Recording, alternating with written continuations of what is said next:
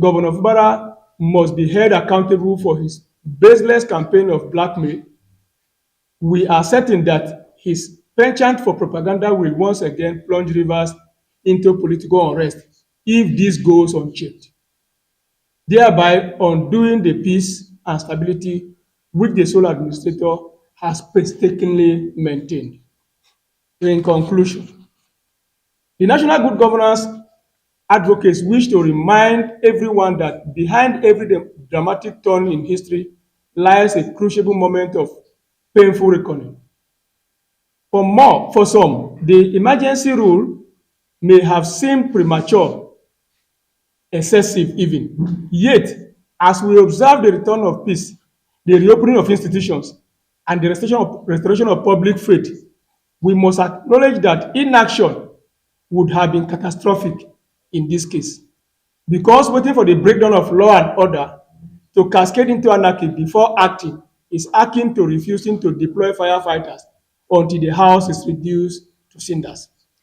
However, Mr. President, bound by his oath, did ignite the spark of decisive intervention and did not falter, nor did he abdicate responsibility. The president's oath did not permit him to stand by while partisan strife strangled any of the nation he has he was bound to protect. No, it demanded action. Vice Admiral Ibas, in turn, answered the clarion call with a rare combination of discipline and empathy, with structure and civility, with decisiveness and integrity. The National Good Governance Advocate reiterates in the strongest possible terms that the allegation of contract inflation and treasury looting against Admiral Ibas are baseless, malicious, and politically sponsored. They emanated from the propaganda arsenals of a governor who has returned from suspension not with humility but with hostility, not with repentance but rebellion. Governor Fubara, on the other hand, has demonstrated that he remains unrepentant, self-absorbed, and vengeful. His obsession with propaganda is a danger to Rivers State and a threat to Nigerian democratic stability. His conduct must therefore be monitored closely by President Tinubu and resisted by all who care for peace within and outside Rivers.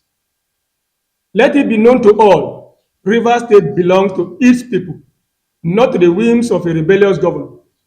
Its treasury is not a pawn in the game of propaganda. Therefore, let Rivers State and indeed all Nigerians remember this time as the dawn of a new governance and not of authoritarian imposition. Let Admiral Ibas not merely be remembered for stabilizing a state under emergency, but for designing the foundational stones for its peaceful democratic rebirth.